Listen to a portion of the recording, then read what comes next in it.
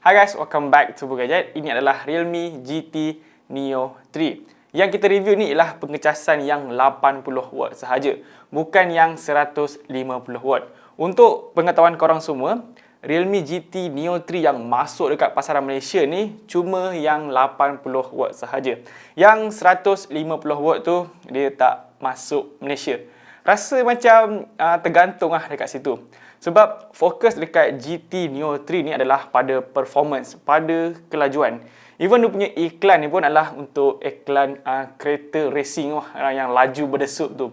So, kalau dia tak bawa yang paling laju yang 150W, rasa macam tertanggung lah, rasa macam tergantung dekat situ. Tapi, korang jangan rasa kecewa dulu sebab dia tak bawa masuk yang 150W. Sebab yang 80W ni pun ada kelebihan dia juga. Contoh macam bateri dekat yang 80W ni ialah 5000 mAh, manakala yang versi 150W tu dia punya bateri cuma 4500 mAh saja. Dia beza 500 mAh je. Dan untuk pengecasan 80W ni pun bagi aku dia dah cukup pantas dan sangat mencukupilah untuk aku punya pengecasan harian. Dari 1% sehingga 50%, dia ambil masa dalam 12 ke 13 minit je. Itu pun dah cukup laju lah bagi aku. Dan untuk cas penuh sehingga 100%, hanya ambil masa dalam 30 ke 32 minit sahaja. Yang mana untuk kelajuan macam tu bagi aku dah lebih dari cukup. Dan kalau korang risau tentang jangka hayat bateri korang ni boleh rosak sebab dia cas terlalu laju, 80W, even 150W sekalipun, korang jangan risau benda tu sebab dekat Realme GT Neo 3 ni dia ada 38 lapisan safety protection. Lepas tu ada kelulusan daripada TUV Renlen dan ada smart current control supaya lebih selamat. Realme juga claim bahawa phone ni boleh cas sehingga 1600 kali cycle. 1600 kali cycle berserta jangka hayat bateri masih berbaki 80%. Ini bermakna si GT Neo 3 ni mempunyai charging cycle 2 kali ganda berbanding kebanyakan smartphone lain yang ada dekat dalam pasaran. Apa yang Realme buat ni sangat bagus sebab dia boleh jaga jangka hayat bateri tu. So kita boleh gunakan phone ni dalam masa yang lama. Mungkin lebih dari 3 tahun dia punya bateri masih lagi okey. Untuk ketahanan bateri dia juga okey. Day to day punya penggunaan memang sangat cukup. Selalunya akan dapat screen on time dalam 7 jam lebih. Tapi kalau buat main game yang berat macam Genshin Impact dan letak setting grafik yang medium, main dalam setengah jam, bateri akan turun dalam 10%. Tapi kalau kita letak pada grafik setting yang highest, yang tinggi, main dalam setengah jam boleh turun sehingga 25 minit. Chipset yang digunakan oleh phone ni ala-ala macam chipset flagship. Kalau kita letak grafik yang medium, dia punya battery drain tu sikit je. Tapi kalau letak pada grafik yang tinggi, memang dia akan boros gila lah. Bercakap pasal chipset ni, Realme GT Neo 3 menggunakan Dimensity 8100. Ini adalah pengalaman pertama menggunakan chipset Dimensity 8100 ni. Dan secara tak langsung, Dimensity 8100 ni menjadi chipset kegemaran aku lah untuk tahun 2022 ni. Cuba korang bayangkan, korang tak perlu nak spend duit 3 ataupun 4000 ringgit untuk beli smartphone yang memiliki chipset yang powerful dan juga efisien. Cukup dengan Realme GT Neo 3 ni yang harga dia RM2099 je, korang akan dapat satu chipset yang powerful dan juga efisien. Kalau korang perasan, untuk market smartphone dekat Malaysia ni memang susah nak dapat lah. Memang jarang ada harga jualan dia bawah RM2500 dan atas RM2000. Kebanyakannya phone bawah RM2000. Lepas tu dia terus jump pergi ke smartphone flagship lah, which is harga dia RM3000 ke atas. So dengan adanya pilihan yang setengah macam ni, yang RM2500 ke bawah, mungkin lebih mudah untuk korang buat pilihan untuk beli Realme GT Neo 3 ni. Kalau bajet pun setengah-setengah, kenalah cari phone yang harga dia setengah-setengah. Macam Realme GT Neo 3 ni, dia tak murah sangat dan tak mahal sangat, dia setengah-setengah je. Dari segi skor Antutu pun dah saing-saing dengan phone flagship. Boleh cecah 800,000. Dia punya skor ni lebih kurang je macam chipset Snapdragon 888 yang ada masalah panas. Jadi untuk performance dekat Realme GT Neo 3 ni, dia dah lebih daripada jangkaan aku sendiri. Dan kalau korang tengah cari sebuah smartphone gaming tapi bajet tak tinggi sangat, Realme GT Neo 3 ni wajib masuk dalam list pembelian phone korang. Dia bukan saja akan berikan performance yang padu, yang laju, tapi dia juga akan berikan kestabilan performance yang baik. Kalau main Genshin Impact pada setting medium, secara purata untuk FPS adalah 58 sehingga 60 FPS. Ini sangat bagus kalau korang penggemar game Genshin Impact. Untuk game PUBG akan dapat tetapan Smooth Extreme dan HDR Ultra. Sayang sekali dia tidak menyokong Ultra HD, walaupun chipset ni jauh lebih mampu. Mungkin kena tunggu update daripada developer game tu sendiri, yang kita tak tahu bila dia akan dapat update untuk grafik yang lebih tinggi. Oh ya, kalau nak main game dekat phone ni ataupun nak dapatkan performance yang maksimum, jangan lupa untuk aktifkan dia punya GT mode. Sebab kalau dah aktifkan dia punya GT mode ni, kita akan dapat performance yang maksimum lah, performance yang lebih baik. Dan Realme bagi tahu untuk cooling system dekat GT Neo 3 ni adalah yang terbesar yang pernah Realme ada. So maknanya cooling system yang ada dekat Realme GT Neo 3 ni lebih baik daripada cooling system dekat GT 2 Pro. Bagi aku Realme GT 2 Pro punya cooling system pun dah sangat bagus sebab dia boleh handle isu panas dekat Snapdragon 8 Gen 1. Jadi secara logiknya kalau Realme bagi tahu yang ini yang terbesar yang diorang pernah ada untuk cooling system, maknanya dia lebih better lah daripada GT2 Pro.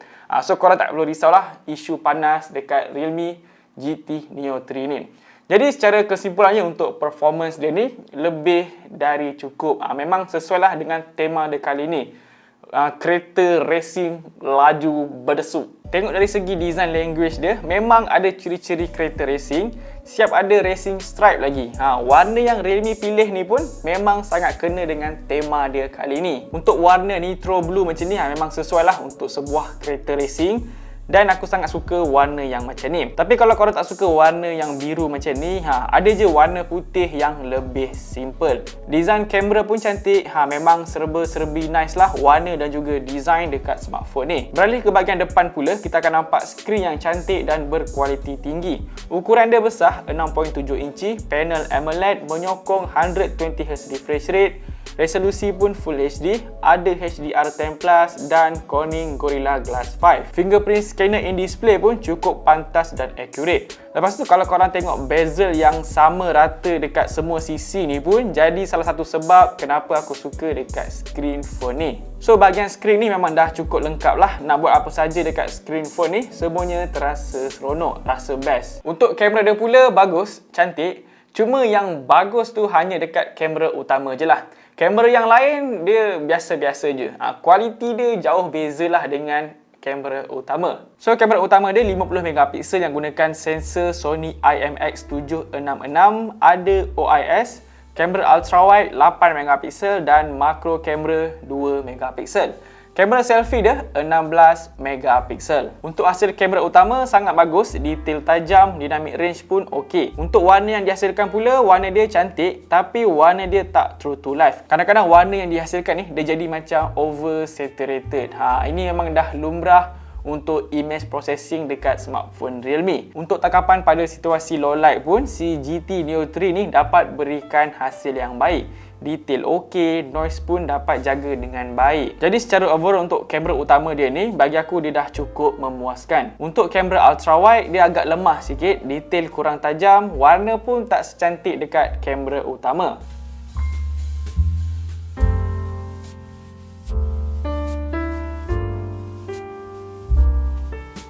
Okey, ini adalah hasil rakaman kamera utama Realme GT Neo 3. Pada resolusi tertinggi dia 1080p 60fps. Untuk GT Neo 3 ni dia tiada rakaman 4K, paling tinggi cuma 1080p 60fps. Alright. So bacalah hasil rakaman dia. Kalau tengok dekat kestabilan image ni memang sangat nice lah sebab phone ni pun ada OIS.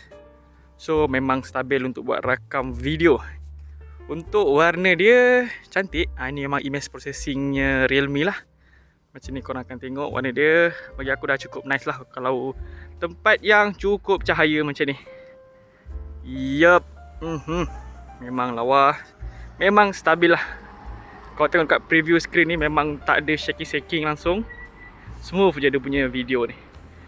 Okay, so ini ada hasil rakaman untuk Realme GT Neo 3. Okay, ini pula hasil rakaman kamera selfie dia pada resolusi yang sama 1080p.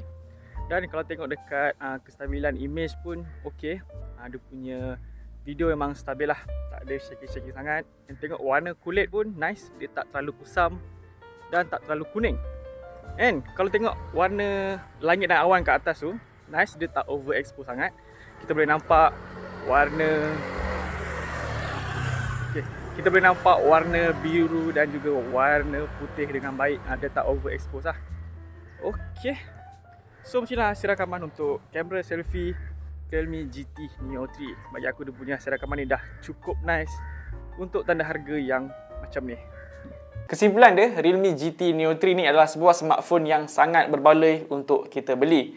Design dia cantik, rasa fresh je lah design dekat smartphone ni. Dan sangat sedap untuk kita pegang. Performance pun laju berdesup macam kereta racing. Charger pun laju berdesup juga. Cuma sayang sekali, Malaysia tak masuk yang 150W. Tapi 80W pun dah cukup sebenarnya.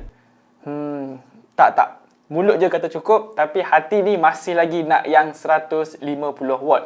Come on Realme, kalau boleh bawa lah yang 150W tu. Dia lagi laju, lagi berdesup pergi dia. Okey, tak apa. Kita move on dekat 150W tu. Nak fokus dekat yang 80W ni je. Alright, untuk dia punya kamera okey lah untuk smartphone mid-range.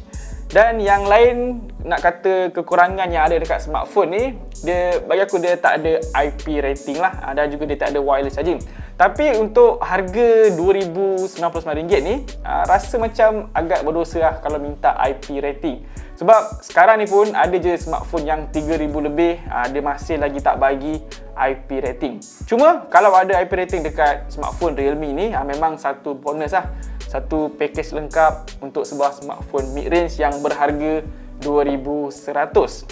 So guys, nampaknya saja video review untuk Realme GT Neo 3 ni. Apa pendapat korang? Adakah ianya berbaloi untuk kita beli atau tidak?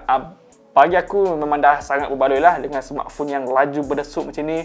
Performance padu. Cuma kamera utama cantik, yang lain biasa-biasa je. Alright, nampaknya saja. Macam biasa, jangan lupa untuk tinggalkan like dan juga subscribe channel Bul Gadget. Jumpa lagi next video. Assalamualaikum dan bye-bye. Peace.